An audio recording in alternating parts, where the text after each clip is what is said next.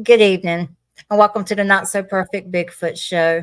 Tonight, I have a really special guest, Dr. Jeff Meldrum. You all know that he's the Bigfoot guy in the Bigfoot world.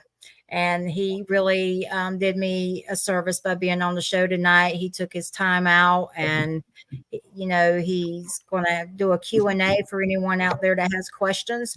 I want to give a brief bio on him. Most of you already know his bio, but I'm going to just put it out there. One thing I did not know about him is he actually, you studied at Duke University a little while and you was an assistant uh, Professor, yeah, visiting assistant professor. So you are a professor of anatomy, anthropology in the Department of Biological Science at Idaho State University. You have studied at Duke Medical Center, Northwest University, and Idaho State. You did a thesis that I found really fascinating, and I want to touch on that after you add to your bio. But you did a thesis on terrestrial adaptations. I slaughtered that word in the feet of African monkeys. Uh-huh. And there is a technical word that I substituted the word monkeys for because anyone that knows me knows I can't walk and chew gum. Do you? Let's add to your bio what you would like to get out there. Then let's go into this thesis. I find that fascinating because you did this Yeah. before your road in the Bigfoot community. Right. Yeah.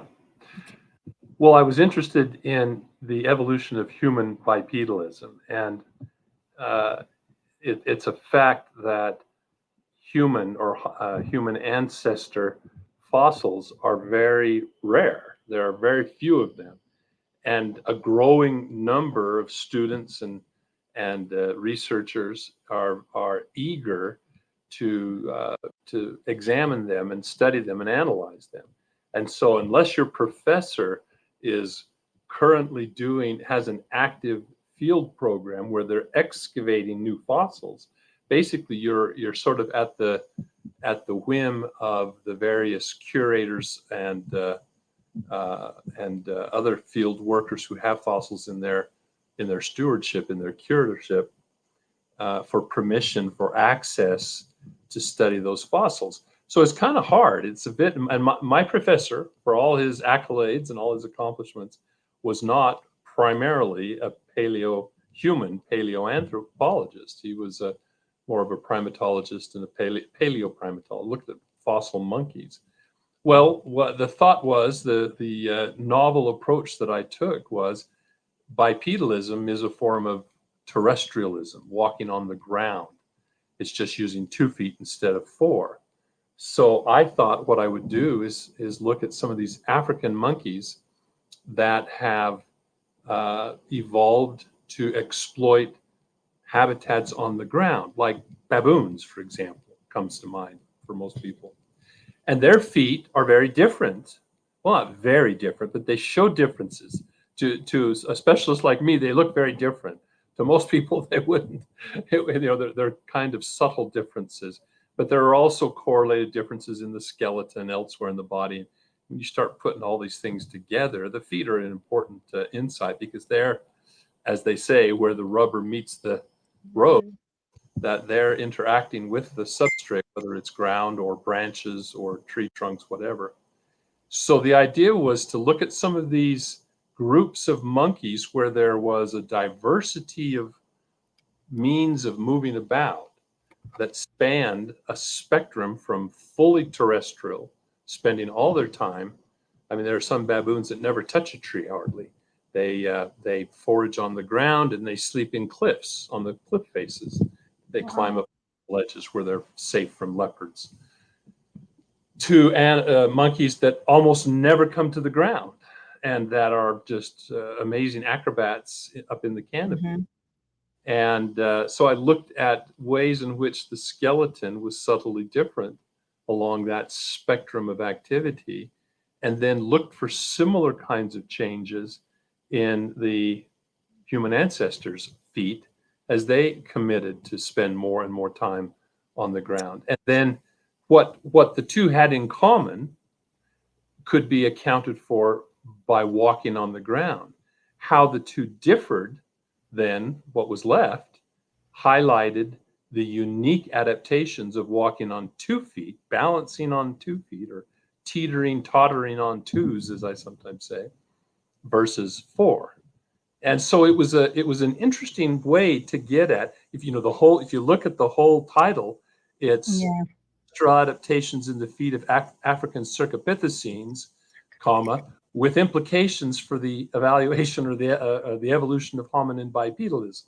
So what we learned in the thesis could be applied. My last chapter then was, how can we apply this to our study, our provide insights into walking on two legs. So this really prepared me. I mean, my understanding of the specialties of the human foot and the pattern and process by which those specialties emerged and became expressed in the hominin fossil record, is had by a couple dozen people on the planet. I mean, it's kind of a specialized question, obviously, as just about any thesis. I mean, that's the whole point. You carve out a particular question and you go into that question in extraordinary depth. Is part of the process of earning a PhD, working out all the research questions, the experimentation or observation and analysis, and et cetera, et cetera. So it really prepared me in a rather unique way to apply that specialty to the evaluation of the footprints that are attributed to Sasquatch, and to understand the similarities and the distinctions of the Sasquatch foot, as it is specially adapted to walking on two legs, but a very large, heavy bipedal primate in a very rugged, steep terrain, usually, as opposed to the human ancestors who tended to be, evolved into flatlanders. They were out on the plains and the river deltas and estuaries and so forth, and living in areas that didn't require the climbing or the retreating back to trees for safety and so forth. So when you were doing that thesis, what's the one thing that you kind of uncovered that you just would never suspect in that study of them? Well, I think it was the remarkable consistency, as subtle as the distinctions were. Even very closely related species that did not appear remarkably different in their coat color, in their facial markings, in their limb proportions, but one of them spent significantly more time on the ground. They would show in the right direction modifications of the various joints and foot proportions and ligamentous attachments and so forth, all the different things. We basically, I would break down all these different characteristics of the foot and try to then explain through observation and through experimentation what the role of those traits were. And so there was a polarity established along this arboreal tree climbing versus ground walking continuum. And it really even surprised my mentor. He admitted to me, he says, he said, I was afraid this wasn't going to go anywhere. And then you put up this, and with each trait, you do these univariate statistical analyses, and there's subtle differences. And there were significant differences, though, between major locomotor groups. But then when you composite, when you do a multivariate analysis with these traits kind of poured into the pot, so that the contribution of each one has sort of an additive effect to the signal in separating these species, all of a sudden the cloud just spread apart. And it was really easy to cluster species that had distinctive combinations, constellations of traits that plotted right along this spectrum, this continuum of behavior. And that was really quite startling. And then, as I said, there were some that correlated really well with similar polar traits in human ancestors. in the bipedal hominins. But and then others that were quite distinctive. I mean, there's certain demands on a foot in order to provide a platform that you can balance on one foot during that support phase when the other leg is swinging. If you're walking on all fours, there's always usually at least, I mean, depending on the speed, but when walking, there's at least 2 feet, if not 3 feet, in contact with the ground. So the issues of balance and stability of platform, and in fact, also then because of that, the monkeys evolved more running adaptations. Some of them were extremely digitigrade. That is, they walked up on their toes like your pet dog or cat does, instead of walking the flat of the foot like a human or a chimp or a gorilla does. And there were important reasons how that that distinction. So it was, it provided. I mean, it's not going to be a New York Times bestseller.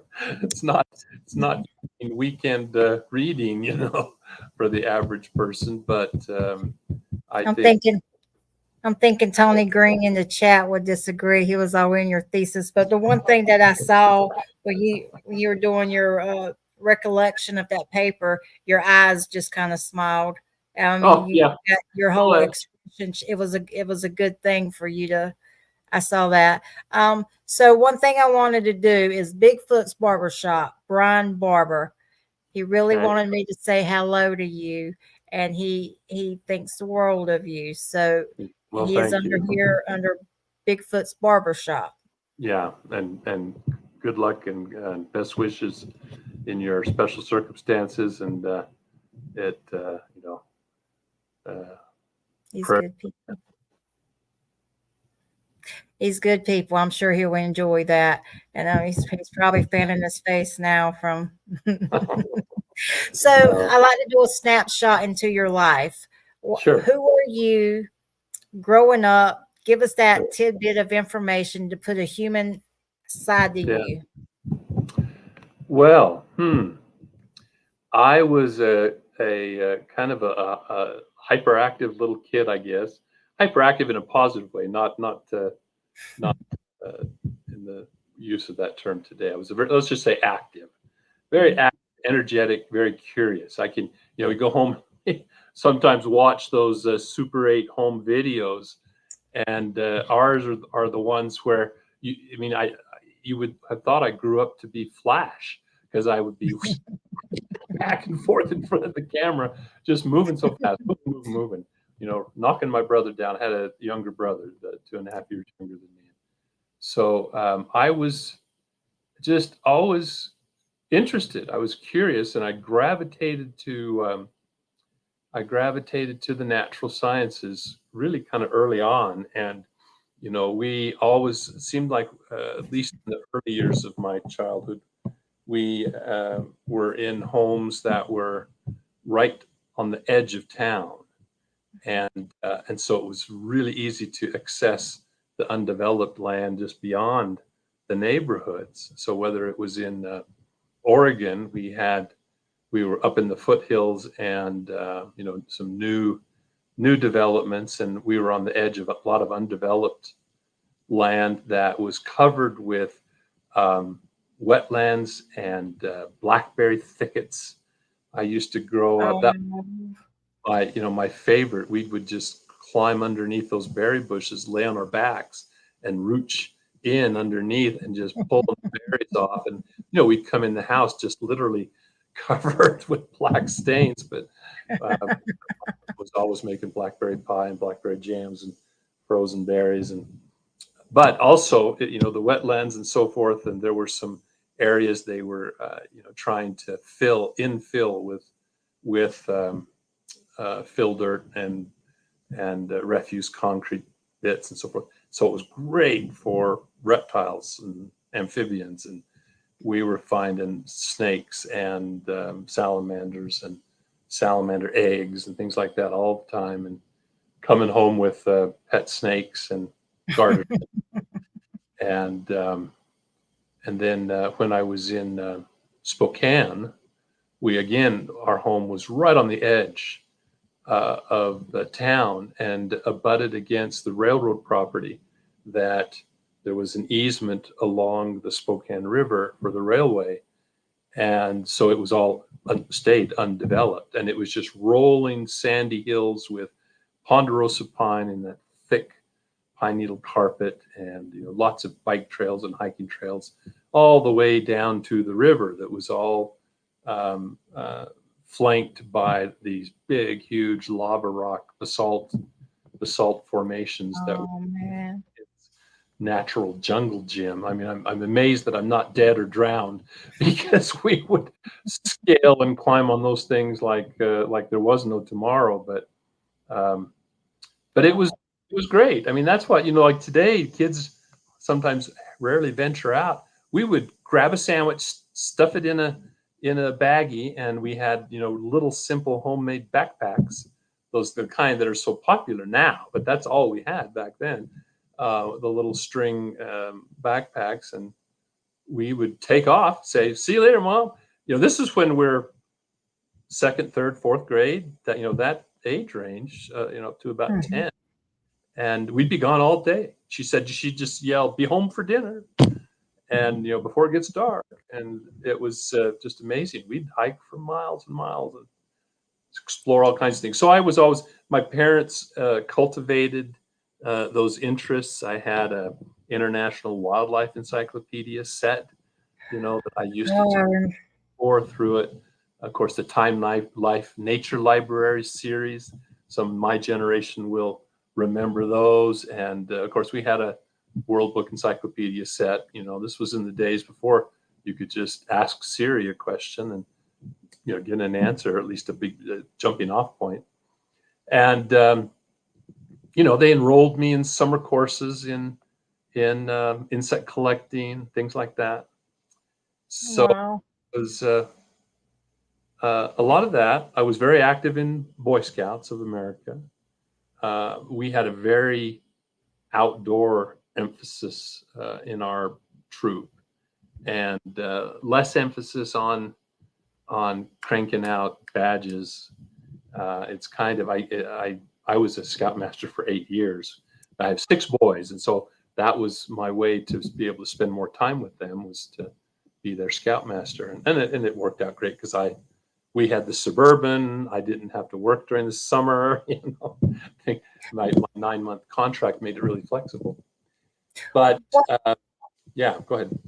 what do you have to do to get it to be a scoutmaster? What's that process like? Well, ours was a little different. I'm also born and raised in the LDS church, the Mormon church, Mhm. and the scouting is adopted as the young men's youth program. Mhm. So the positions that are filled as a calling, if you will, in the LDS church, all the teaching positions and the leadership positions are all filled on a voluntary basis, and so you're called to fill that position for a period of time. And so I don't, that wasn't like they had FBI background checks or anything like that. Yeah. As far as someone is selected who has some prior experience and or knowledge and or facilities or skill set that make them appropriate for that position. But I loved it. I mean, it's unfortunate what's happened, how the woke movement has destroyed so many institutions, and scouting suffered as well. But I was always very very enamored by the program and the opportunities for training and leadership and Mhm. responsibility that it offered, and encouraging the kids to develop some self-sufficiency. I mean, just a simple thing like, we would go out, and one of the fun games we'd play was called ambush. And in ambush, you play after dark, and you split the group of boys into 2, and the first group takes off, has a 5-minute head start, 4 or 5 minute head start, heads off down the trail or the road or wherever you're at, dirt road, and they hide. They have to hide within 10 feet of the road. And then the second group comes down and has to stay on the trail or the road and has to try to, find and call them out. If they don't see them and pass, the first group jumps up and yells ambush, and they win. Well, the first Oh, taking these kids out in the pitch black on a moonless night, and at the first few attempts, they would huddle together like little bunny rabbits. They were so scared of the dark, and it was really easy to find because they were shuffling about and there was too dense. As the night wore on, they got more confidence and they would spread out. And we played on this one night when there was a skiff of snow, about a quarter inch of snow. And it didn't take them long to realize that their footprints betrayed where they were hiding. They started getting really clever and doing backtracks and walking backwards and doing all sorts of things, and they would spread out more. And so after 2 or 3 hours of playing ambush like this, they're confident, they're comfortable, they're walking around the dark, they're relaxed. And I was just, that one experience, I was just really proud of the fact that they had had gained that confidence and learned a skill that there isn't a boogeyman behind every tree. I mean, you have to be careful, you have to be cautious, but you can be at home and comfortable in the woods. And so it's that,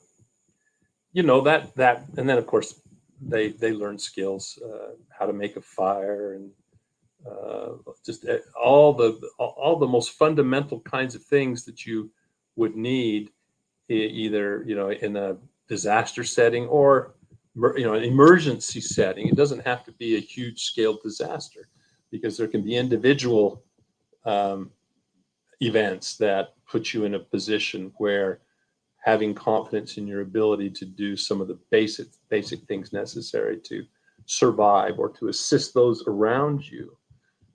Given my background, we spent a lot of time in first aid skills, and the boys were very confident in their abilities to deal with first responder situations and so on. So, I really hate to see, thankfully all my boys got through, and so the plan too, so that even though my grandson hasn't had that opportunity, or my granddaughters in other alternate forms, but they love the outdoors. They spend a lot of time hiking and camping and fishing and so forth. So it's carried on. The seeds were planted, I think, well. So for the one on the road that got ambushed, you're literally teaching them to take in their environment and to be aware of the surroundings. That's right. They're having fun doing it. Absolutely. Yeah, absolutely. I mean, just the difference between the sort of cowering and, like I said, just huddled together. They were just relaxed. You could just see in their body language. They were relaxed. They were confident. They were joking and playing. They weren't scared of the dark anymore. And it was, I mean, just for something as simple as if they had to get up in the middle of the night to go take a leak, from their tent, it makes even that task less traumatic. Yeah. So, real life skills on many different levels. But anyway, so yeah, those were all good times. And of course, all that really, I every once in a while, someone who doesn't know me will accuse me of being just another armchair investigator.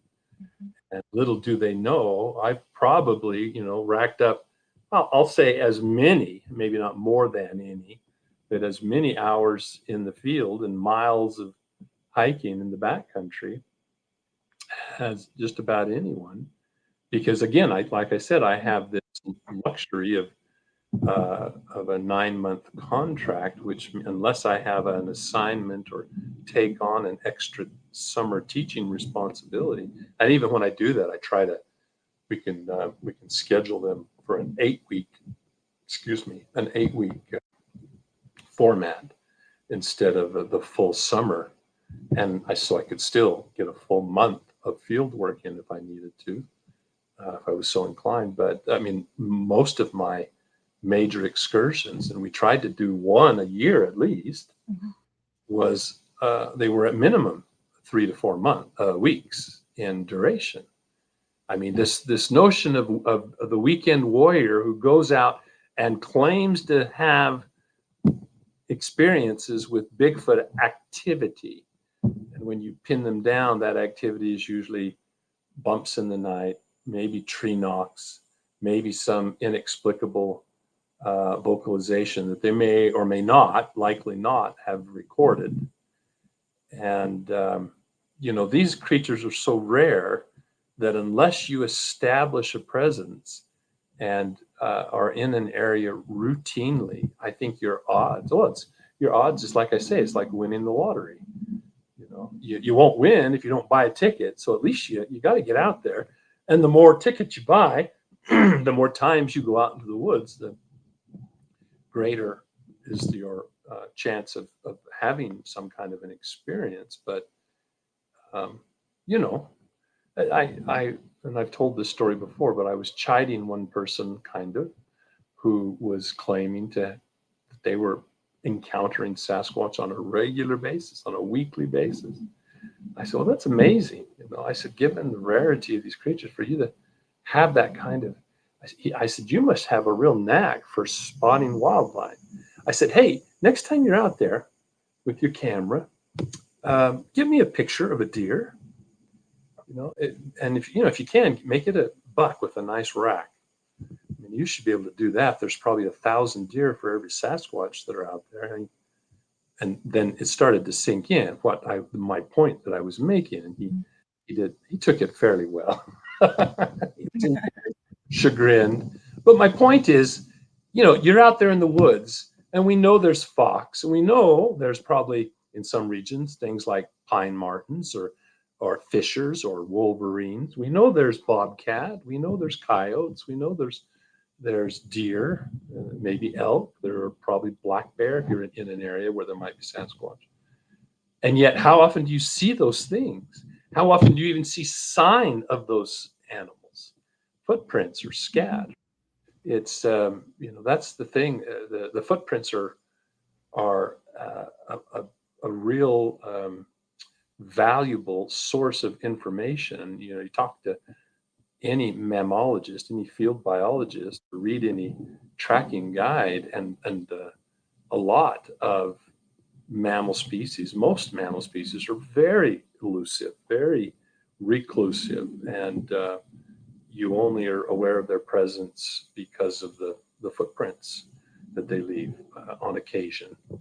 And even in some areas, finding footprints, unless there are sharp claws or sharp edged hooves, soft padded feet are less likely to leave footprints unless it's a very conducive substrate, like the mud along the bank of a river or lake or a dusty road. And I have a real tendency, it's another thing, to go down a side path and forget the trail that I was on. But I think we were talking just about time spent in the field. But I have spent a lot of time in the field and have garnered a lot of experiences, and so I think I can speak with some authority, not only from my background and training and education, but also from firsthand experience in the field, actually looking for sign and evaluating sign. And then I get so much, in addition to what I see firsthand, I receive so much second or third or whatever, from people who send me photos or recordings. I mean, on a daily basis, I look at pictures of possible footprints, almost a daily basis, literally. That's not too much of an exaggeration. I mean, just today, there was one set of footprints. There's one possible picture I was looking at. There was one recording that was posted to me of a quite interesting clicking sound that was attributed to Sasquatch, as well as supposed little vocalization, but I couldn't hear it on my phone. I'll have to listen to it at work on the bigger set of speakers. So I have the advantage of lots and lots and lots and lots of comparative experiences, and that really can be valuable. That can be extremely insightful. For example, I mean, just another case point. One item that has come up again is the Jacobs photo in Pennsylvania, from Pennsylvania, that alleges to show Bigfoot bent over at a salt lick. And I have to acknowledge that in some of my first opinions expressed, my first impressions, I opened the door to the possibility that this looked kind of like an ape in its posture and proportions. Reminded me at first glance of a chimpanzee bent over, getting a drink from a water source or something. And there was even one particular, I can't remember what the platform was, but an interview, someone just reposted it. Because there's a handful of people who are fixated on those first comments I made. I subsequently went back, looked at it much more carefully, did some more precise measurements, did a little enhancement. Like if you just lighten it up just a little bit, you can see a tail as clear as can be. I mean, it's a bear. Well, one of the things in one of the presentations I've given about bears and Bigfoot and the potential for misidentification and interesting correlations of habitat range and how they might differentiate the habitat, differentiate the niche. I go through, because when I first was preparing this, there was a whole flurry of pictures on the internet that were thought to maybe be Bigfoot, but were absolutely 100% bear. And when you start pasting these on a single page side by side, you then quickly get a search image of what a bear from, especially a lot of them, because it's easy to miss, just as with the Jacobs photo, it's easy to misconstrue when viewed from the back angle where that prominent snout and the ears on top of the head aren't as obvious. Mm-hmm. And so all these bears, I mean, literally a dozen or more, and they're all in exactly more or less the same posture, slight differences. They are, I mean, and the Jacobs photo just folds right in with all the rest, absolutely seamlessly. There's no question it is a bear, period. So I hate to pop people up. In this case, I don't mind, because it's gotten so much, caused so much distraction and generated so much heat because of some people who are, for whatever reason, are wed to it as a valid piece of data, and that it keeps coming up. And I guess I'm particularly chagrined by it, because I have the misfortune of being associated with statements early on that are fixated upon by these people that seem to support the conclusion that it's a bear, when in reality those were preliminary initial impressions, and my opinion is. But isn't that the point of just being a human being? You can be wrong, and Sure. and you are allowed to change your mind. Yeah. And we're only human, and Right. it just seems like if we Right. give an opinion on something, and no matter what our training may be, a raw opinion is a raw opinion, and you're Well, allowed yes. to Right. I would temper that attitude just a little bit. Mhm. Here's a reason. I won't name names here, but there was an occasion when I was being interviewed, and we got talking about foot morphology. We got talking about the mid-tarsal break Mhm. and role in the model of the Sasquatch foot as an adaptation to bipedalism in a large bipedal hominin or hominoid. And one of the callers, who is an accomplished investigator in her own right, but she took exception to my interpretation of this. And this is not just, well, this will, I'll take my, I don't want to steal my punchline here. And she was offering up different explanation and was questioning my interpretation. And then she, when she didn't seem to be prevailing, she took a step back and, put up the defensive barricade and said, well, that's your opinion. I have a different opinion. And I, at that point, I kind of lost my patience a little bit. And I said, excuse me? I said, you may be expressing an opinion, but I'm not expressing an opinion. Your opinion is not on the same footing as my conclusions, which are based on scientific observations. I said, how many hours have you spent watching chimpanzees walk through sand boxes, over concrete floors, climbing trees? How many human feet have you dissected? How many chimpanzee feet have you dissected? How many electromyographic studies have you participated in? How many force plate studies have you participated in? How many papers have you published on blah, blah? And this was not an ego trip. Mm-hmm. Just trying to contrast. There is a night and day difference between someone's opinion that's just kind of plucked out.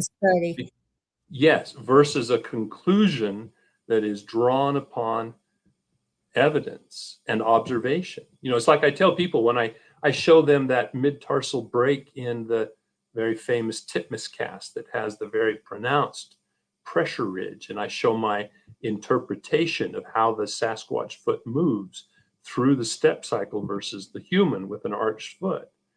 And then I point out, now I said, this is not an opinion, I am absolutely confident, 100% confident in that explanation that I have just given you. Why? Because we can watch the very thing that I described happen in the film as Patty walks. And then I show a series of stills and a GIF with the looped motion where you can see the foot flex and the heel come up vertically and the push off from the forefoot and these long toes swinging forward and pointing skyward, and then the foot planting and the toes. I mean, you can watch what we call the kinematics, the description of the movement, the bodily movement of that foot doing the exact thing that I have interpreted from the footprint.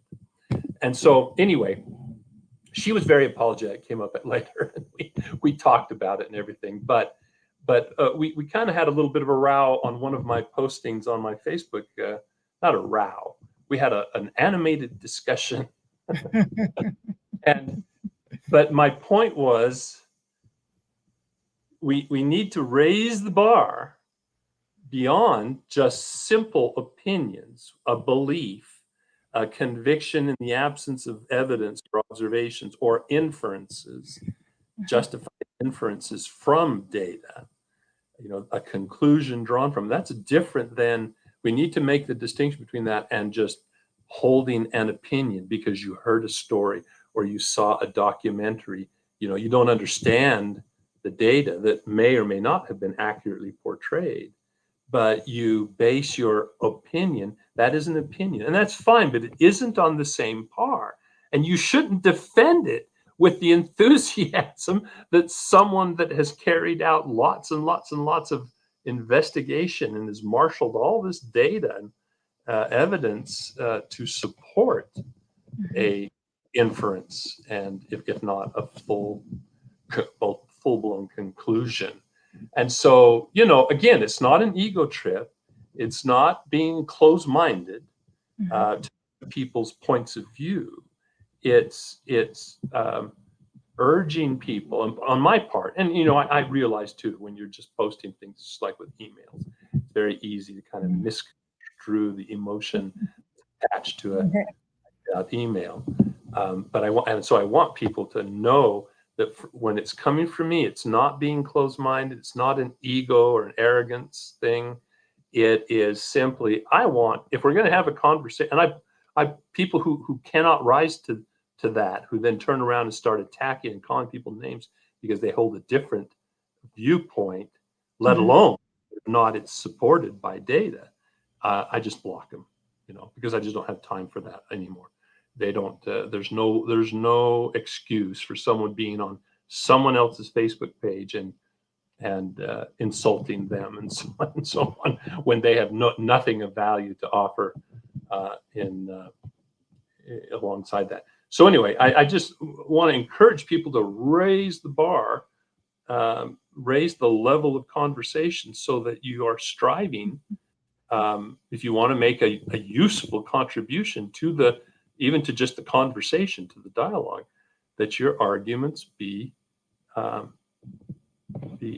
Hey, here's an example. One of the Facebook pages that I follow, and it's got kind of a long name. It's something like "Animals Don't Cover Their Tracks."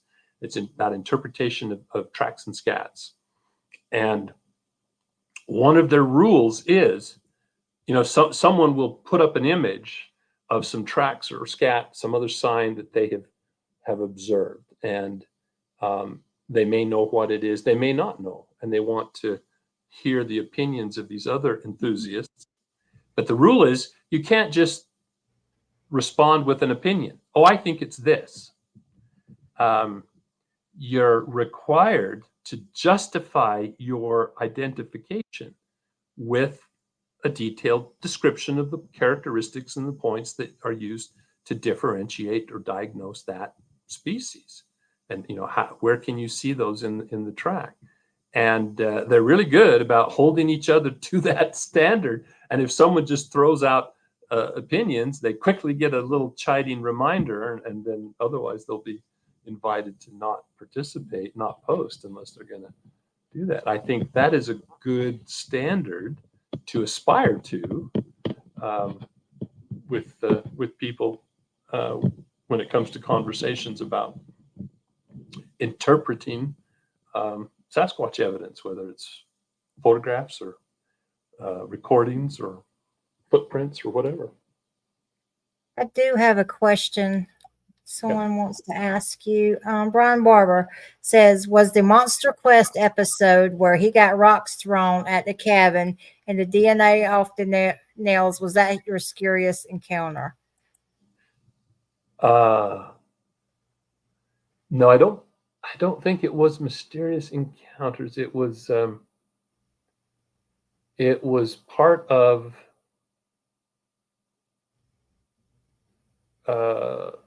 I want to say it was I told you Brian loves them some Dr. Monster Quest. I want to say it was Monster Quest still, but because I didn't have any participation in Mysterious Encounters.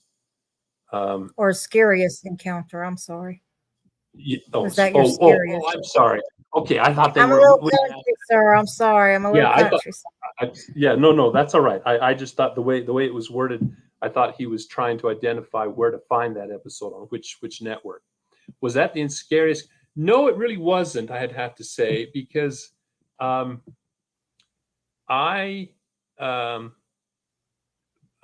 that time, I mean, early on, this process I'm going to describe kind of happened on the first field expedition I went on, which was to the Six Rivers National Forest and Siskiyou Wilderness, which is just north of the Patterson-Gimlin film site along Bluff Creek, just over the ridge where Blue Ridge Mountain Road and Onion Mountain Road crest. On the other side is the drainage of Blue Creek, and it also eventually sweeps down towards the Klamath, but it's further up to the north and to the east, I think. But anyway, we typically, for safety, because there had been actually in that summer had been a couple of mountain lion attacks, and so we were all armed. We all carried sidearms, but we made it a habit because we were way back. We packed in with llamas. I mean, we did have a pretty cumbersome satellite phone, not like the modern. It was like a big briefcase.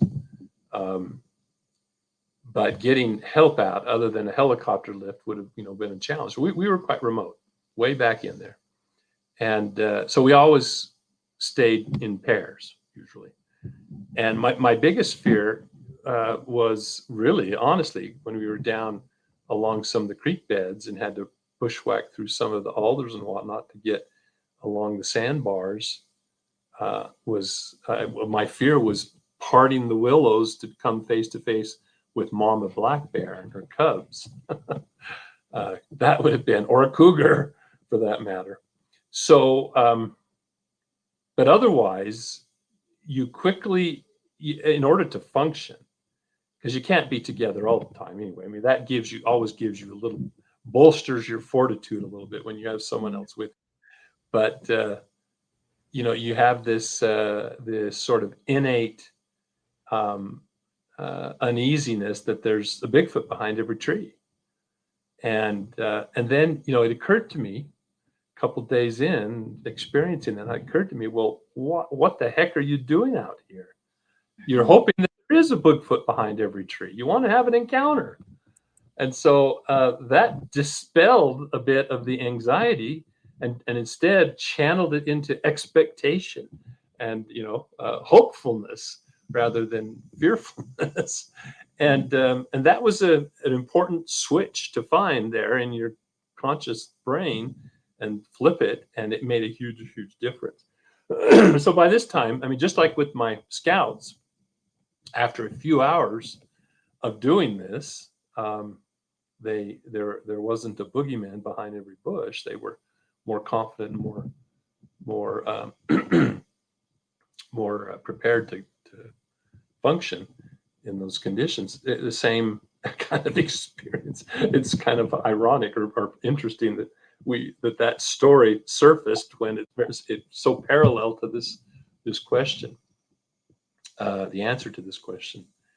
So by the time we were up there with the rock throwing and that business, no, and it was kind of funny because you wouldn't get that impression of what I just described from the episode itself, because the way of course, when they edit those things, they're after the sensation. But here we are, this rock comes, we're standing around the fire pit, which was basically a culvert that was stuck into the ground. And so it was about 2.5 feet tall and cast a pretty shadow then across the ground there. And Dwayne, Doug Hychek's son, who was a city boy, had discovered the hatchet, the axe rather, and and if you ever know, it's just like with scouts, you've got to be so careful. One of the things we always did, one of the first things in setting up camp, is you would rope off the chopping yard, and only one person can be in that yard at a time. And of course, they have to be sort of checked out with the axe, because these kids that have never had the experience, chopping wood is fun. It's not a job. It's who gets to chop the wood. And Dwayne had discovered the axe and was chopping wood everywhere. And there was a big pile of this chopped cordwood that he had stacked over there. But it was in the shadows. And when that rock came sailing over and landed across the roof, and I saw it, I caught the motion out of the corner of my eye, because it kind of caught the firelight. And I turned and I saw it bounce across the roof with a resounding bam, ba, bam, ba, bam. Well, and then of course everyone else turns around and sees it, and they go running into the cabin like a little line of peahens. It's just got.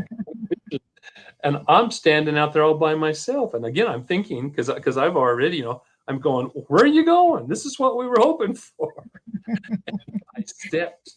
I stepped back for some reason and stepped on that part of that pile of cordwood, which rolled my ankle.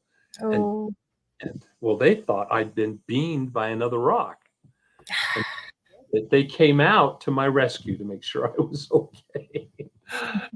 Oh, where did you all go? Oh, well, we had to get the camera equipment. Oh, right. Not But good. That's not good. yeah, but then there was Kurt Nelson, um, who was part of the group. He was a molecular biologist from Minnesota, I think, and an acquaintance of Doug's. But he was kind of ambivalent about the whole thing. But oh man, this was something, a new experience for him. But he was the one who was videoed, interviewed inside the cabin, who made this comment. Here we are, cowering inside the cabin. And of course, they used that. You would not believe how many emails I got chastising me for cowering in the cabin. And I still, no, you've got it all wrong. I was the one that was out in the front. Outside. Yeah. And so it was uh, it was exciting, but I wouldn't say it was scary. I mean, just having the rocks thrown wasn't itself scary. Quite honestly, one of the times when you asked that, one of the times that where I was the most startled, for a moment, I was quite anxious. Um, I had planned to spend some time with a fellow that I'd been doing some field work, who had subsidized a bunch of field work and projects of his own design. I was kind of hired on as a consultant, but we were working in the field together a lot. And we were going to spend a couple of weeks up in the Blue Mountains, just up above Jubilee Lake, beautiful area. And I had snagged a prime. Unfortunately, because it's so scenic and such a great Jubilee Lake is such a great water sport recreational area now.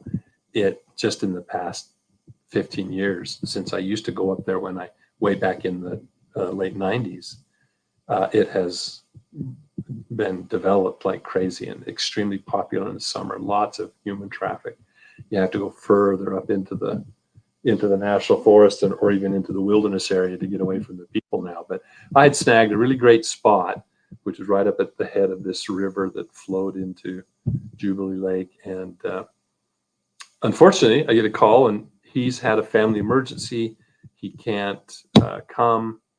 Apologizes and so forth. So I'm sitting there. Well, okay, do I pull up stakes and just go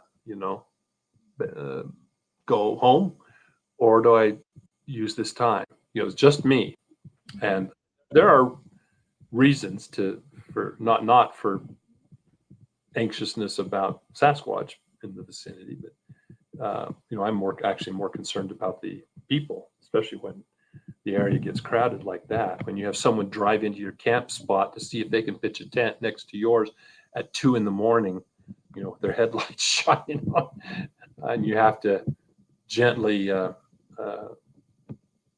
reaffirm that no, this is a one truck stop, a one car stop. Anyway, I would, though, contrary to good sense, would use my GPS, mark my home base and waypoints, and I would hike a great big loop out from my camp up along the creek and along the sides, and just explore and spend the whole day. I probably put in 8 to 10 miles. And there was, to make the story short, I don't recommend this for anybody. I mean, even if you have a spot locator, you can slip, twist your foot, break a leg. There's any number of things that can happen, and you'd be, no one would. They'd have a much harder time finding you unless you've got some means of location. But I was coming around and almost finished my loop, and there was a closed off logging road that I thought would make I want to check along its dusty shoulders, good place for tracking. And I was walking along that, and all of a sudden there was this god awful scream. Just made me, I literally just about jumped out of my boots. It startled me. It was so abrupt and so close. Well, it was, as soon as I had a moment to process, I realized what it was. It was a bobcat. if you've ever heard of bobcats, they can scream, and it's, it's like the cat with the rocking chair on its tail. It just is bobcat size and volume. And sure enough, in the dust on the road down about another 10, 15 feet, the trail of the bobcat was very clear in the dust. But it was just a startle reaction. But boy, the hair stood up on the back of my neck. It's the unexpected. It's just the between the time you process it and it happens, you're in that gray area, like, oh, what do I do? But Exactly. I do have two questions. Let me get this one out of the way. Tony Green, very, very wonderful person. Have you seen a Sasquatch or just experienced their activity? Yeah, I believe, I'm pretty confident that I had caught a glimpse of one. The circumstances have become something of a hot button point of controversy, and so it it makes the retelling of the story sometimes a little bit awkward, I guess you'd say. I was up at the invitation of Todd Standing, who's a bit of a polarizing personality, for those of you out there who know of him and the history and claims and so forth.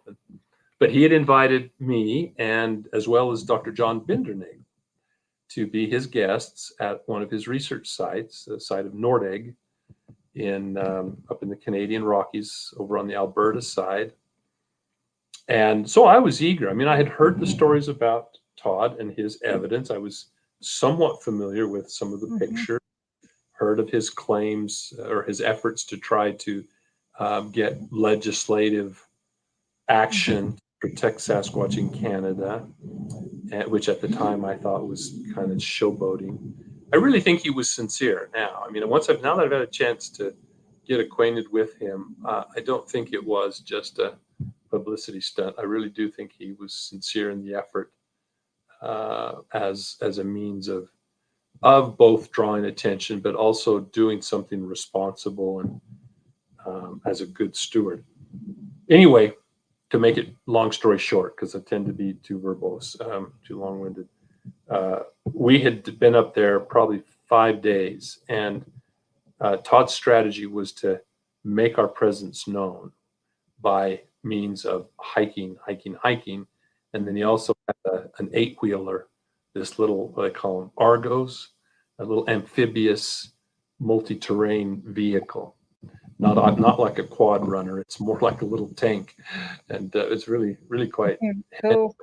Because, they're for crossing the river, for going a lot of the trails and some of the transects, which I found fascinating. There were natural resource transects where they would literally just clear cut a blaze as straight as an arrow along a coordinate. And you could sit up on a high point along that corridor, and with eyeglasses, you could just sit and spot all along that. And every once in a while, also elk would walk right across that. It's like just like a deer crossing the street. And I thought, if you had thermal binoculars to get up there and just spy along it, you could see for like 2 or 3 miles.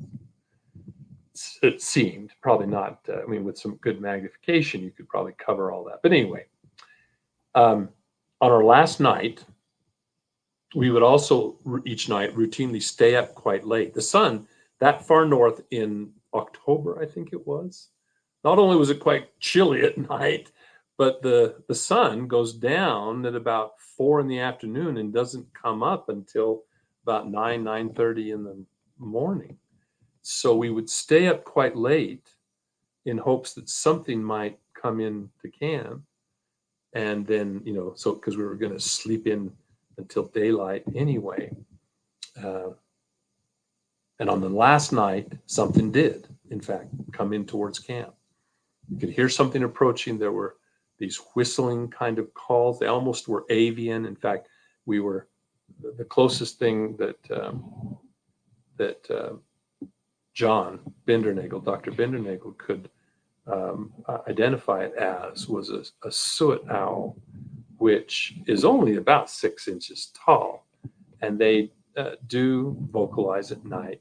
But they have a different. If you ever hear this owl, suet owl, I can't pronounce it properly, but it has a distinctive, very typical call that has a certain inflection.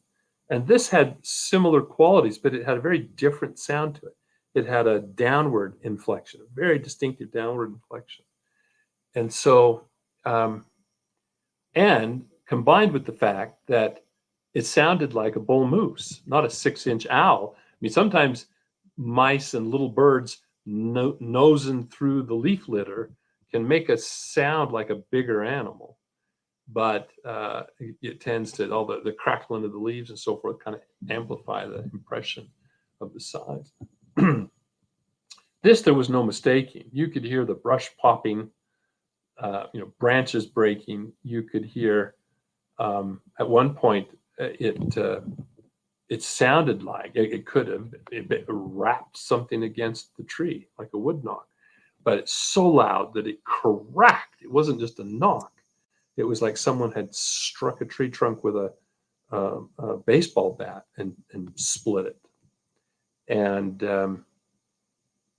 there was something else. I mean, there was a woman in the party who fancied herself something of an animal whisperer, not a psychic or anything like that, but she just had a particular knack with animals. They were always coming up to her backyard, and wild animals were just all, you see these YouTube videos where a wild animal kind of adopts somebody and just showing up at their, was watching one with a sandhill crane and just adopted a lady at a house, took interest, rapping on the window, brought her nestling to come visit. And these types of things happened routinely with this woman.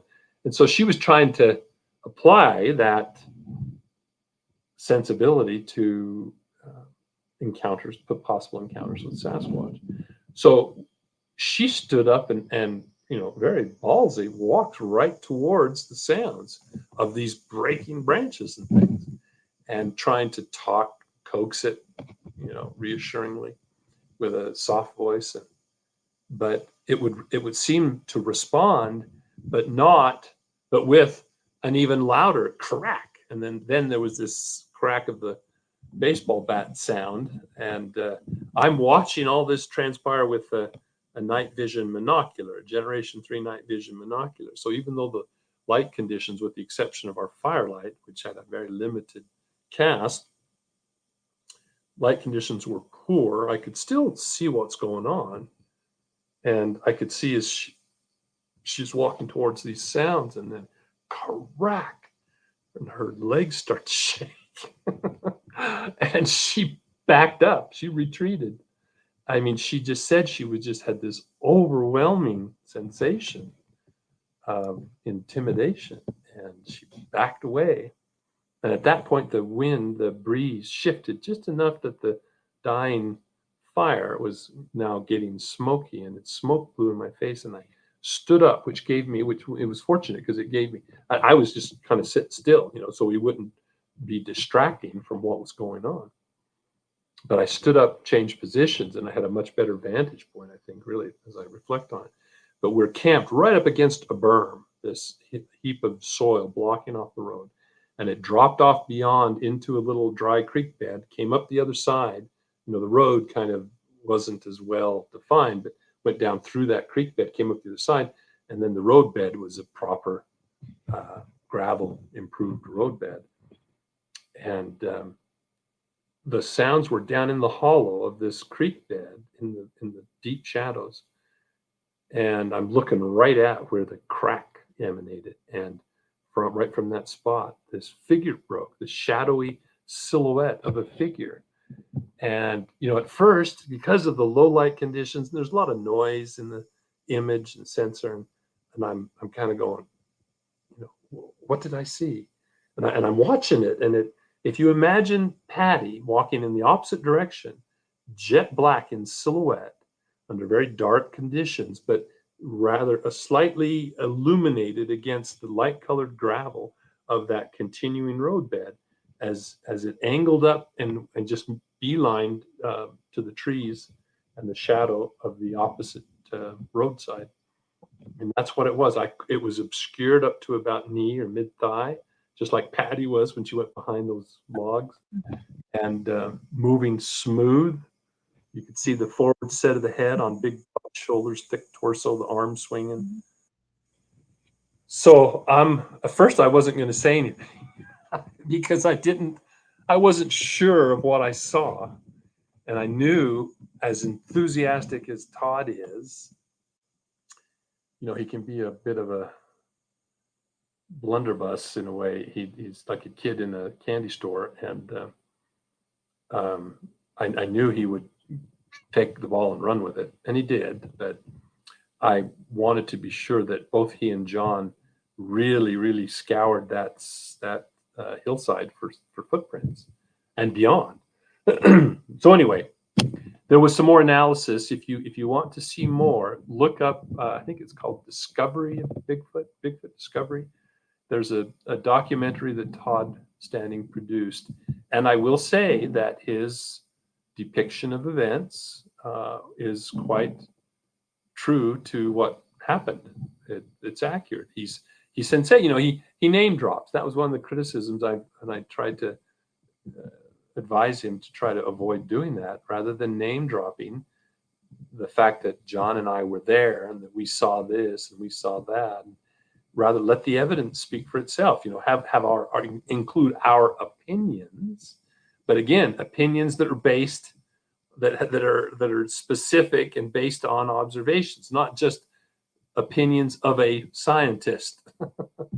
There's a reason that the scientist is saying this. And so the long answer to a very straightforward question, but that's the nearest I have to a visual encounter. I've had some other close encounters. I've had, I'm convinced, almost more so of this experience, this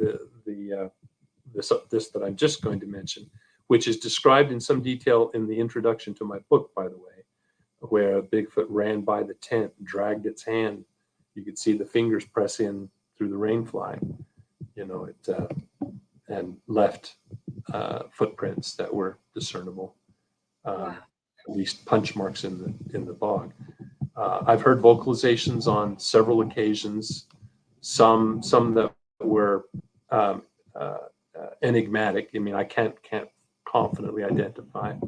Some that were wailing, the classic banshee screams, which I think are part of a long distance repertoire of loud calls, and found footprints on at least a half a dozen different occasions, sometimes in extremely remote areas, and have examined hundreds of footprints that other people have shown me and so on. Wow. I'm going to just go back to the Todd Standing incident. Yeah. To tell you straight up, I've had a pet crow named Tico. I've had a pet possum named Big Bertha, pan-fed fox, and everything else. Yeah. Excuse my language, but there is no way in hell I'm going to walk up in the night, something in trees, breaking trees, bashing trees, because there's a difference, sir, between Yeah. you live the next day and not caring. And Yeah. I just, no, sir, not me. But I do Well, have yeah. but I do have one. Yeah. It had an impact. It had an impact on her. She was quite visibly shaken by the experience. So anyway. Well, I tell you what, feed me some chicken and sit me down, because I ain't doing it. There's wisdom and there's just Okay, so I have one more question. It says, Dr. Meldrum, I've heard John Green in an interview adamantly state that the Boasberg, am I saying that right? Boasberg tracks were fake. Do you agree with that, or do you have any idea why he felt that way? Yeah, I never was able to get, I think it boiled down to his total distrust of Ivan Marks. That's the only thing I can really attribute it to, because even Renee Hinden would occasionally express some concerns or some doubt. But I tell you, it was the Bosberg tracks that tipped the scale for Grover Krantz, and certainly they are the anatomy, the interpretation of the anatomy. At least one of the reasonable interpretations, the most reasonable, I think, corroborates with other aspects of the model of the foot that I have proposed, like mid-tarsal break and the half tracks and so on.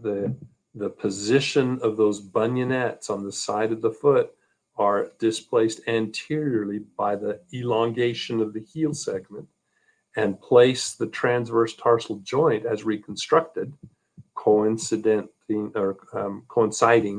with that second bunionette, exhibiting the exact same proportionality that we see in so many other footprint examples, including footprints from China that show unmistakable mid-tarsal pressure ridge that are essentially identical. I mean, the tracks from China look essentially like a slightly stockier patty footprint, almost the same length, but just maybe a half-inch wider. But the mid-tarsal pressure ridge is in the same configuration, same alignment, same detail of outline of the landmarks. So when I take those tracks and I can go have a conversation with a room full of 75 plus podiatrists and orthopedic surgeons at Massachusetts General Hospital, when I can discuss them with, my second cousin, who's an orthopedic surgeon, at the time he was interning at Chicago, I think it was, and his supervising physician, and they're absolutely comfortable with the anatomy. I mean, so much so when I first showed this photo to my cousin, and he had seen me on a television show, and we had only, like I said, we're not first cousins, we're second cousins, and so the Meldrum name drew attention to one another when we were at the university, and we were in the testing center, and they called Meldrum, and we both stood up, and we realized that we were, because Meldrum's a pretty rare name, but he was a couple of years ahead of me. He went on to excuse me, I got an itch. We've got trees that are, the cottonwoods are floating around, and finding I'm a little bit allergic to the pollen, the cottony pollen floating around like crazy. He saw me on television. He looked me up, phoned me, and we chatted. I said, "Hey, can I send you a picture of a pair of tracks that I've always wanted to have someone with your skill set have a closer look at?" "Oh, sure." Send it to him. Calls back, "Well, this is really interesting." He says the one foot, the normal foot, is normal essentially, except it's got a huge heel. He said, but the other foot's classic, textbook, under the umbrella of pes cavus, which is just a umbrella name for a whole litany of foot deformities. And I narrowed it down. It's some form of skew foot. Dr. Napier, if anyone is familiar, Dr. Napier in his book called it a form of talipus equinovarus, which is clubfoot, and it is not. I don't know why he offered that explanation. It's nothing like, and I've discussed this with other orthopedists. It's not just me opining. It's a talipus equinovarus. The foot is fixed in the plantar flex posture. It's downward. But in this case, the foot is flat, but when viewed, it's bent. So it's twisted, and the outer edge is much longer than the compressed inner edge, and that pulls the bones apart and the joints apart, which then due to the inflammation, develop bunionettes, like when grandma used to wear the confining shoes in the old days and would get a bunionette on the base of the big toe. Same principle. When this is the twisting and derangement of the joints on the outside of the foot. But one of those joints is part of that transverse tarsal joint, which is two joints across the instep that acts as a hinge and produces the metatarsal or mid-tarsal break. A break doesn't mean like breaking a stick like we were talking about. It means an axis of flexion, a break, of flexion. Anyway, he said, we chatted about different possible interpretations. He said, since it's just 1 foot, not 2, then it's almost certain that it's not a congenital deformity. A genetic deformity would have affected both feet. But in 1 foot, it's either a crushing injury that has mutilated the foot, a log falls on a tree trunk or a rock or whatever, or it's a neuropathy. It's a lesion on the spinal cord that then causes problems with the soft tissue and the skeleton down at the distal end of the nerves. He said, when and where, he prefaced, if I had a patient presenting this condition, I would immediately send them to have their spinal cord examined by an MRI to see if there was a tumor.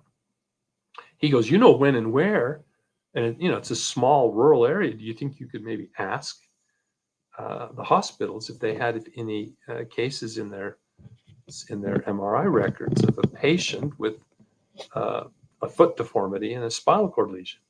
And I just laughed and I said, well, I guess that's in the realm of possibility, barely.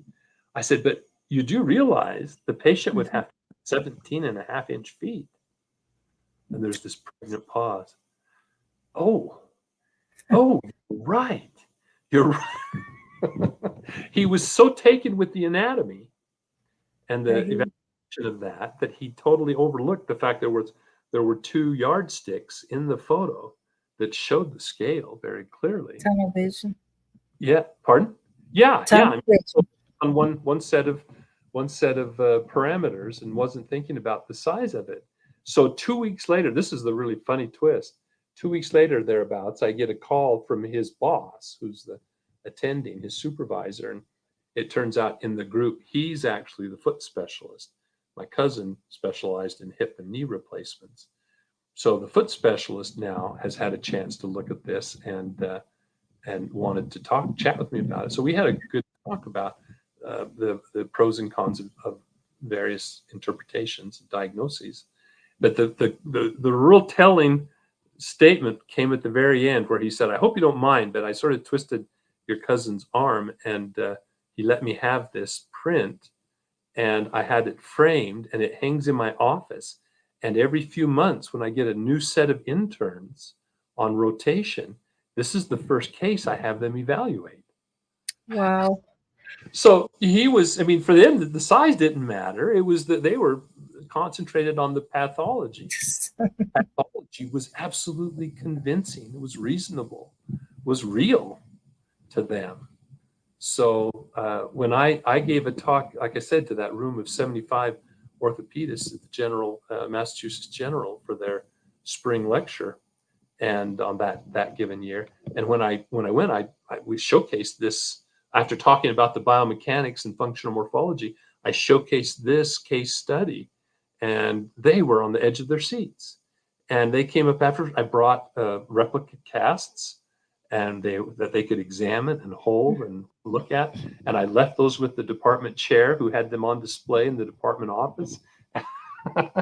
For a long time, I don't know. I haven't had any feedback from him. I need to look him up. I'm writing this book that I'm working on now. I'm going to include some updated statements from him and others about that. So I'm convinced that the Bosberg is legitimate, and there's just no way. As Napier himself said, who was also convinced, he just cannot imagine anyone who would have the wherewithal or be so inclined, even if they did, to create a case of such a deformity. And so he says it's got to be real. Okay. I have a few more questions in the chat and then but I have two personal questions I'm curious about. Okay. So in North Carolina, we get a lot of report. I call them Bigfoot because people pick because I say Sasquatch, like a squash growing on a vine, Oh, but big, but Bigfoot are the slender, athletic types, tall, slender. If you're looking at a basketball player, then you have the yeah, patty type. yeah. Are Can you look at the footprint and distinguish the difference between the two types, or are they relatively the same? Next I, question yeah. I, before I forget, but go ahead.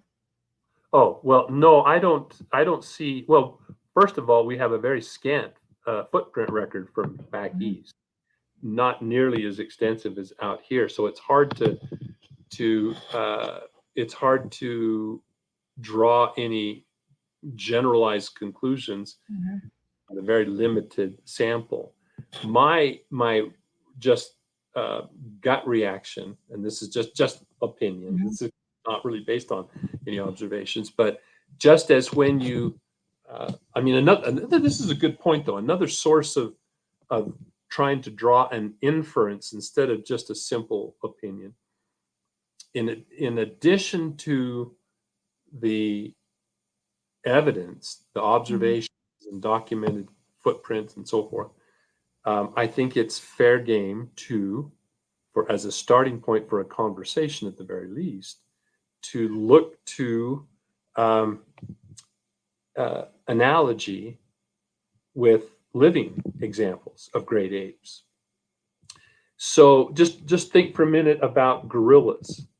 If you take a young gorilla Mhm. that is just reaching sexual maturity, but has not bulked up yet, has not had that rush of testosterone that gets him ready to take on, an alpha male and try to usurp a harem or a territory.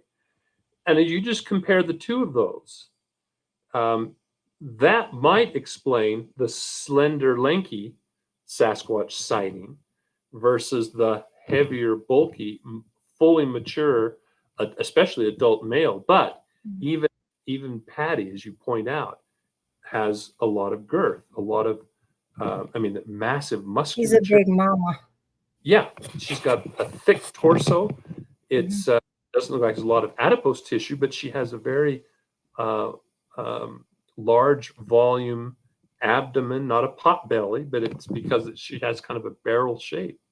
I think Mhm. that made a very large gut, especially a hind gut for digesting and fermenting, detoxifying uh, plant material. Um, but I think it's probably more age related than it is a Mhm. region difference between subpopulations. Okay, next question. Yeah. When you look at their hands Hmm. and their feet, is it possible for them to do what they call a spider crawl? Yeah. Yeah. Again, it seems to be more commonly more to come up in the East with descriptions. The spider crawl, and if you've seen human examples of very athletic dancers, Mhm. it is an extreme um, uh, postural accomplishment to be able to do that. And not to say that it's beyond the possibility, but um, my point with the caveat that even humans get down on all fours when they are, say, doing an obstacle course, when military people are seeking cover, when we climb up a steep slope and we clamber on all fours essentially. There are those times, but those are rare instances. And if you were to, if the circumstances were such that footprints are left, the Mhm. prints are left, there would be both footprints and handprints. We have precious few examples of handprints or knuckle prints or fist prints. And they typically are associated with something like, I mean, one of the striking handprints was cast by Bob Titmus, and it was on the side of a big water hole, and it clearly was trying to climb out of the water hole in the mud, and that's why its hands were on the ground. We've got knuckle prints, but we're clearly the knuckles were supporting weight. We have a fist print, which has the side.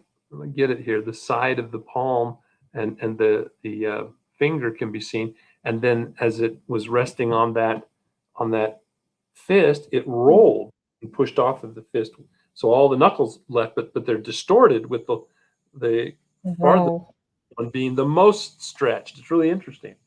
My point is, if Sasquatch routinely dropped to all fours and ran quadrupedally, we would have more examples of quadrupedal hand and footprint trackways.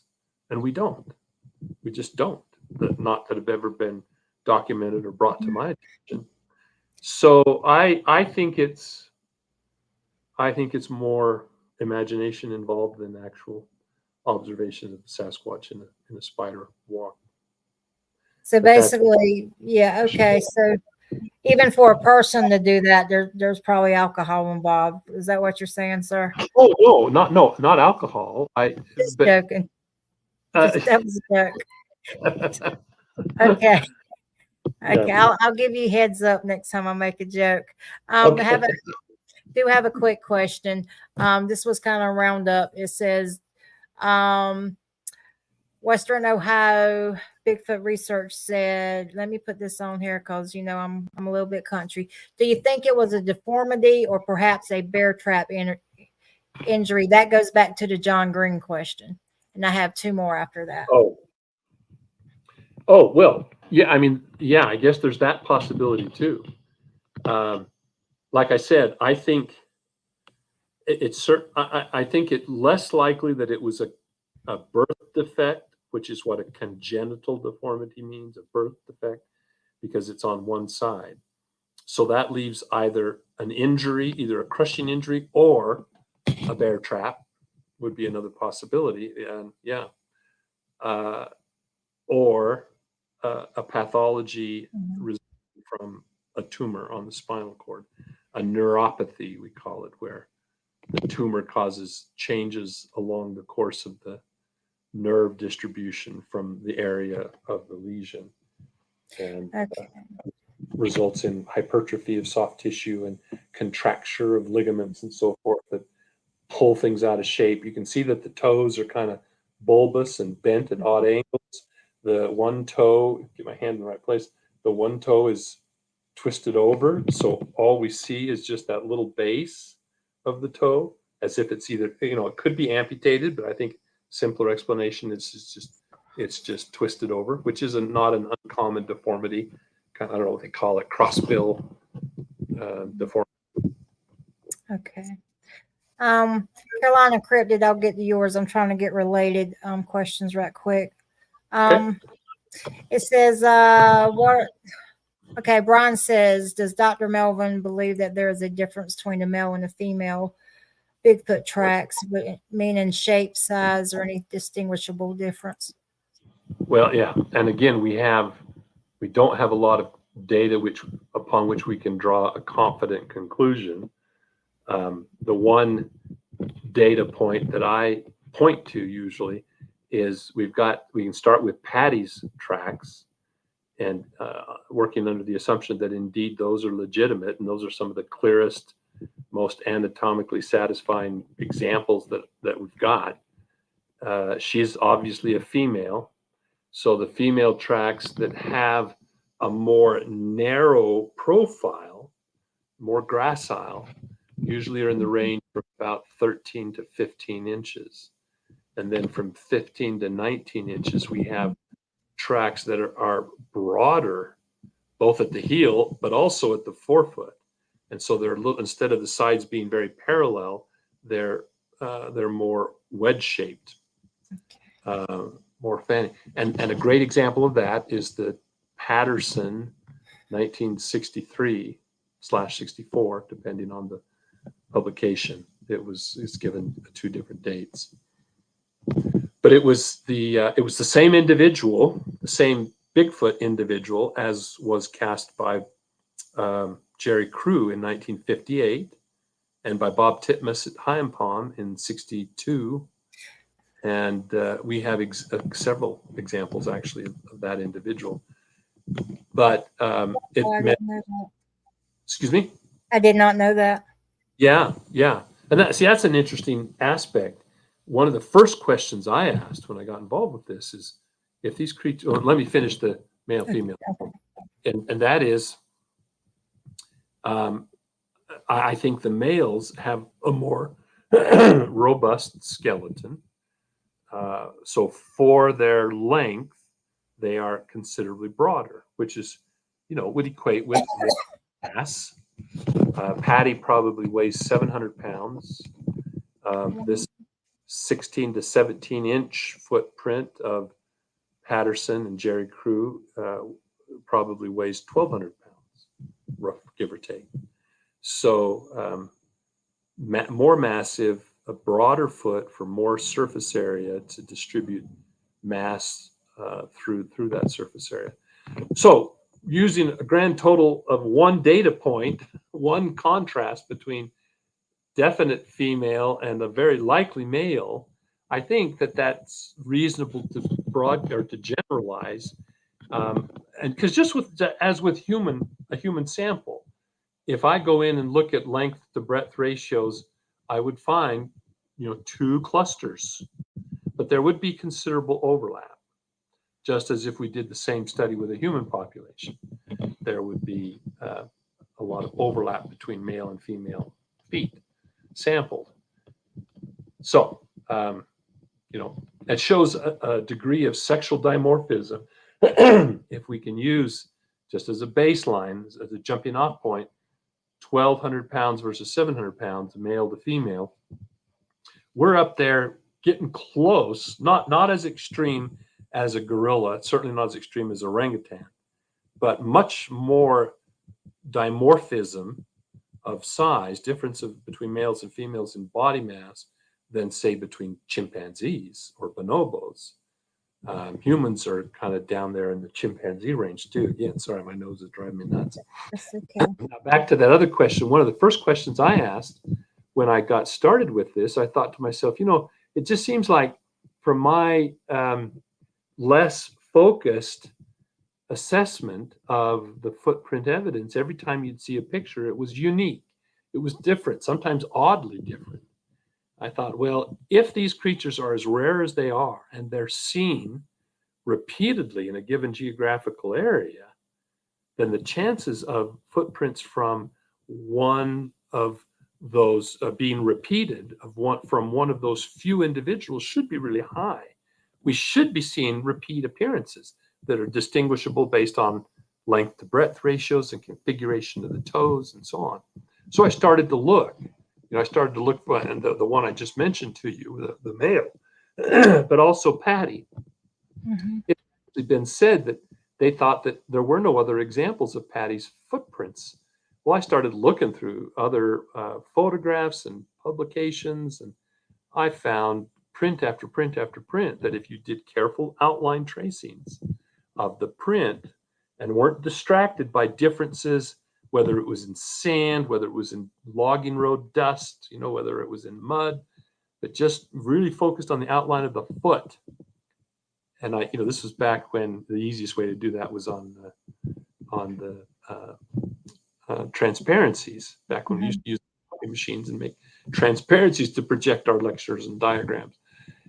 And you can line those up really easily, and bingo, example after example, where Patty's footprints have been documented, again, over a decade at least in that region. And we just started finding more and more examples. Cliff Barrickman, in one of his presentations, does a really good job with some of the evidence from the Blue Mountains, where we have a lot of footprints, because for so many years, most of the roads were tertiary roads with no gravel beds. They were just bulldozed dirt roads. And so when they were wet, or when they were very, very dry, and dust accumulated, or mud from the snow melt, we'd get these exquisite footprints and lots of them. So we had repeat appearances on multiple occasions, often discovered by independent investigators over decades, of the same individual, and they were recognizable. There's this one in particular. She has, I think it's a female, but has a really distinctive broad pad, squared off pad of the big toe, a long big toe. And she's easy to recognize. Once you get a search image of that big toe, even when the toes are really splayed or straight on or curled into the substrate, and sometimes there's deformities, I mean, of the print, not of the foot, but you always have to remember the footprint is not a mold of the foot. It is a record of the foot interacting with the substrate, the deformation imposed by the foot on the substrate. And so you can have things that are stretched or splayed or elongated toes as they rock, just like we were talking about the fist and as it rolls. It's just like when you look at a thumbprint, you can look at just a thumbprint, or you can take your print and roll the whole pad and you get this big square pad. Same principle as that.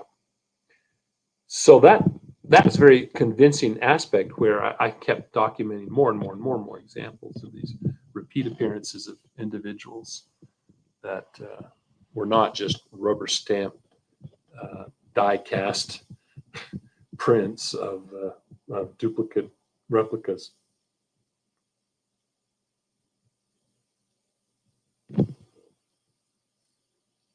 Can't hear you.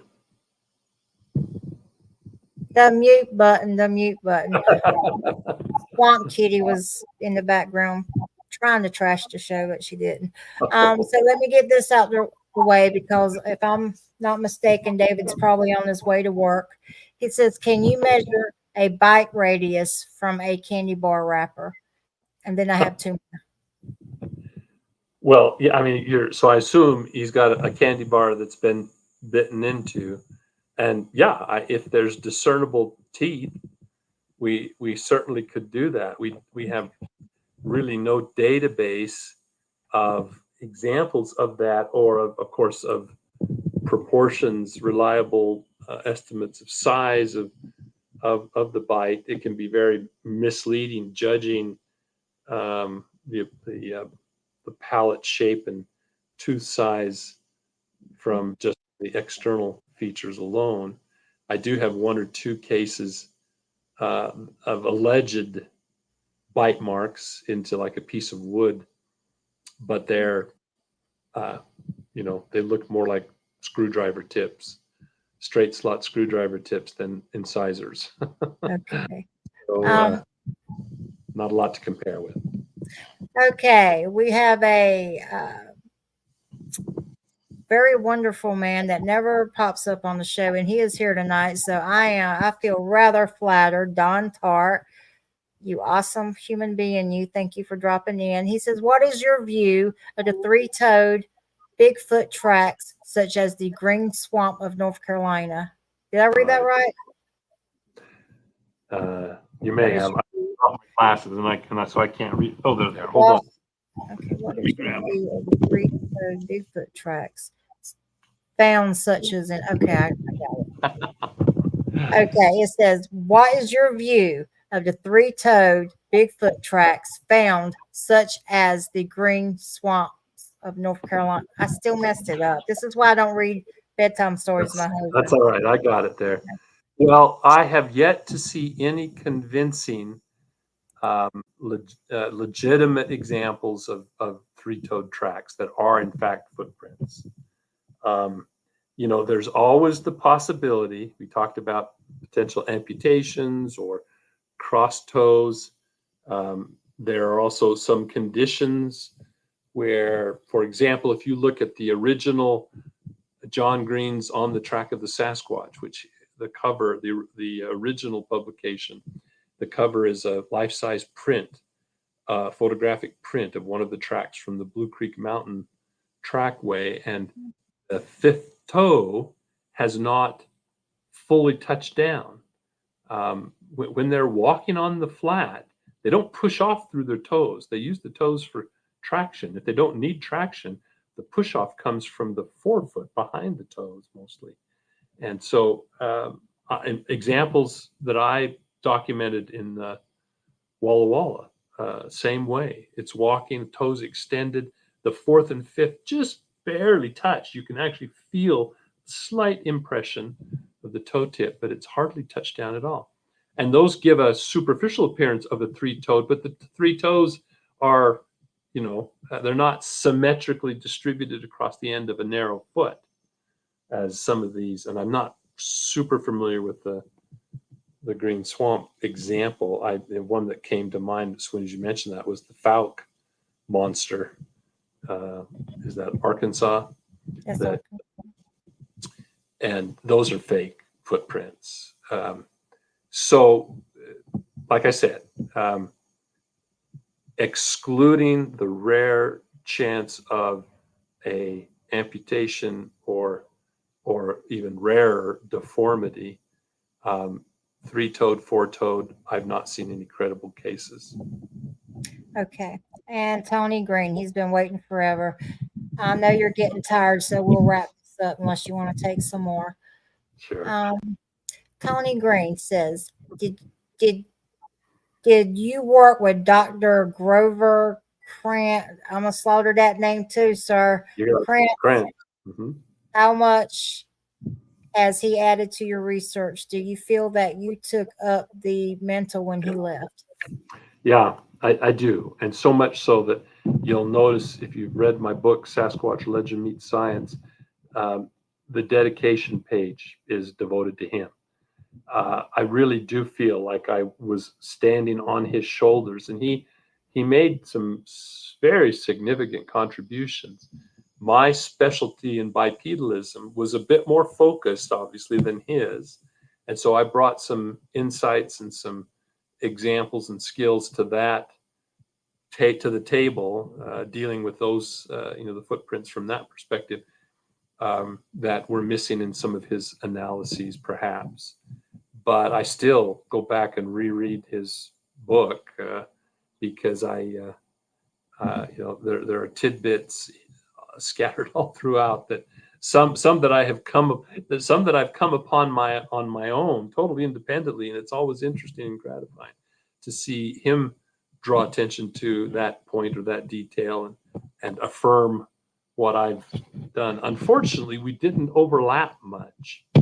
So I had a chance right when I was first getting involved with this professionally to visit his lab and have kind of a personal tour through some of his collection. He sent me home with some replica casts, which sort of was the start of my own collection, which immediately was added to by the tracks that I witnessed outside of Walla Walla.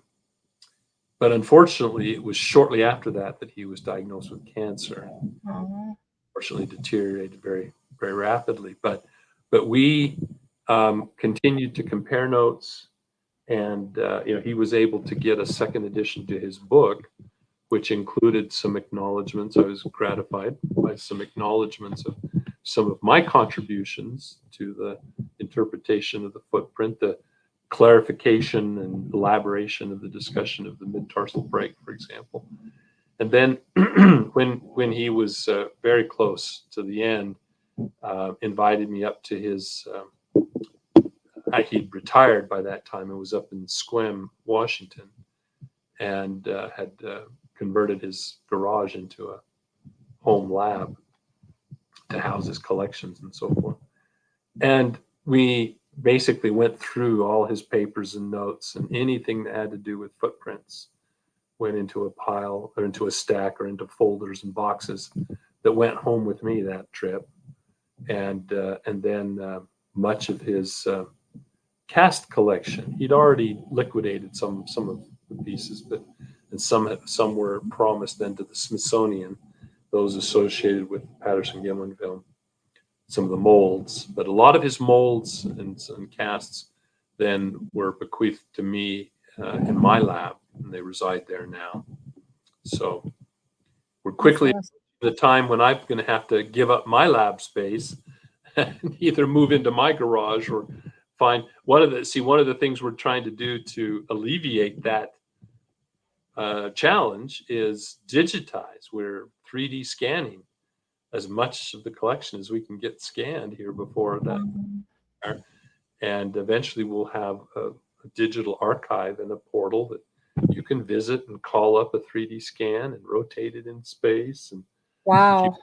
3D printer, you could, even print a copy, a facsimile of that cast. Wow, that's pretty incredible. We're going to go to our last question, Okay. but before we do that, Brian Barber just wanted to say, I just wanted to say I'm so happy to see Dr. Meldrum here on the show and smiling and healthy after a recent scare. Prayers for continued health and happiness. Thank you. Bigfoot Society, great gentleman. I really like him. He says, "You're looking great, Dr. Meldrum."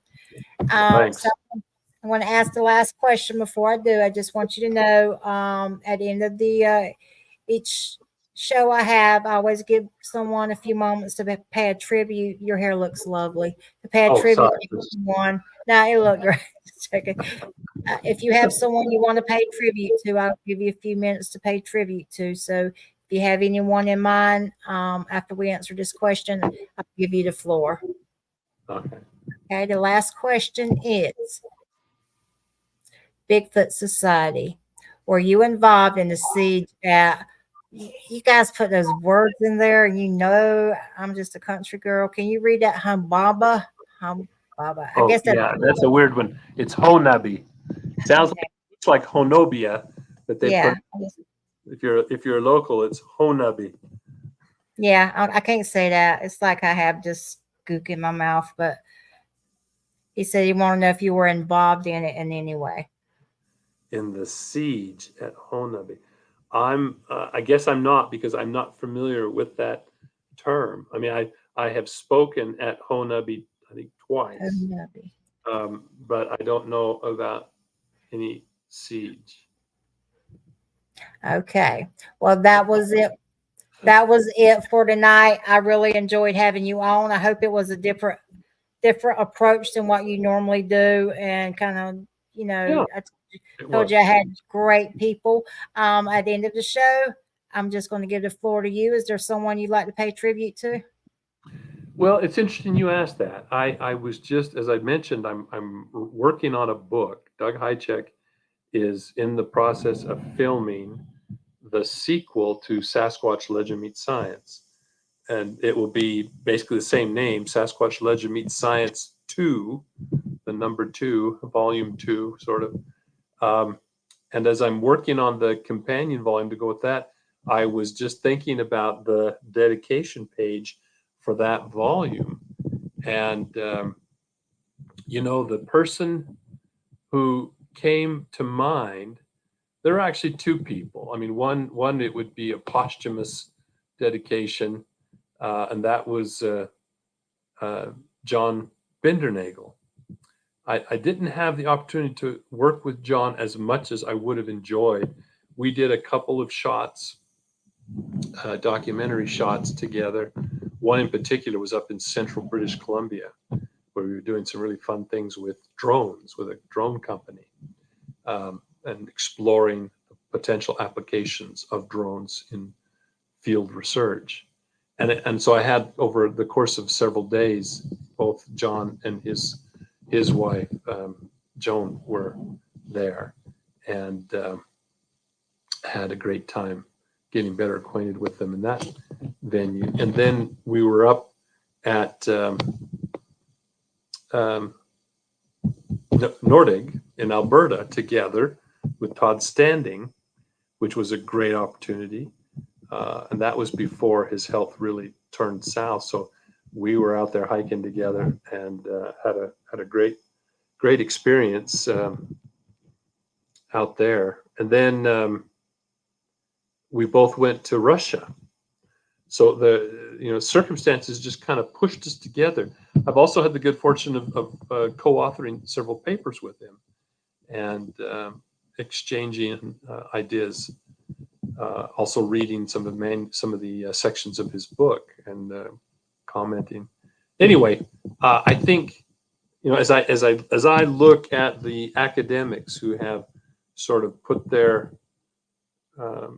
orthodox careers on the bench to pursue this less perceived as less orthodox topic more vigorously, more enthusiastically, John ranks up there.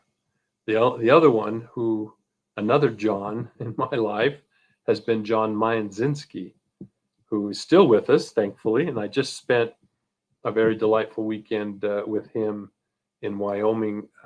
We manned a booth, as we have done several years running now, at the Wyoming Outdoor Weekend, an educational booth, an outreach booth that has been very well received by the community and at large, and by the Wyoming Game and Fish Department, who extend the invitation repeatedly now. So it's been a great opportunity. But John and I have spent more time in the field together than I have with any other investigator, and have learned so much from him. He's a walking almanac of wildlife and ethnobotany. He's also an ethnographer. He knows Native American history in the Intermountain West, has all sorts of connections with the indigenous populations throughout Wyoming, the Eastern Shoshone and the Arapaho, and has really great contacts with those folks on the reservation.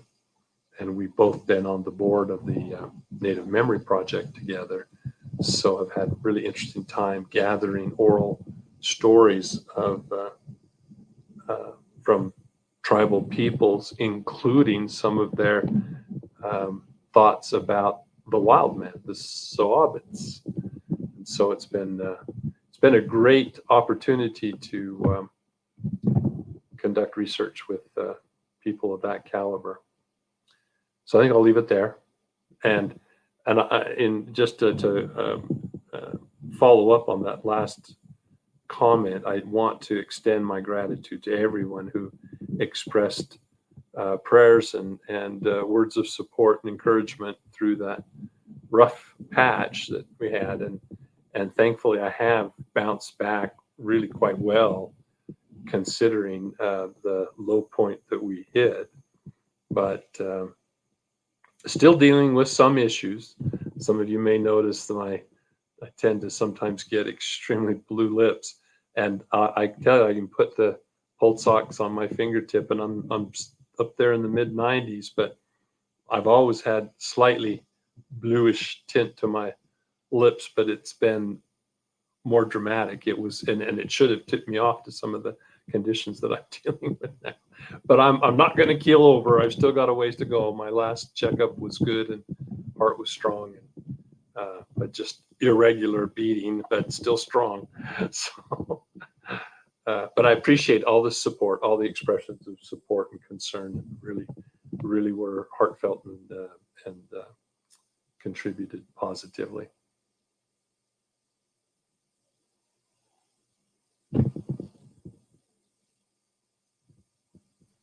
It's the mute button again, sir. Blame it on Swamp Kitty. It's not my fault. It's Swamp.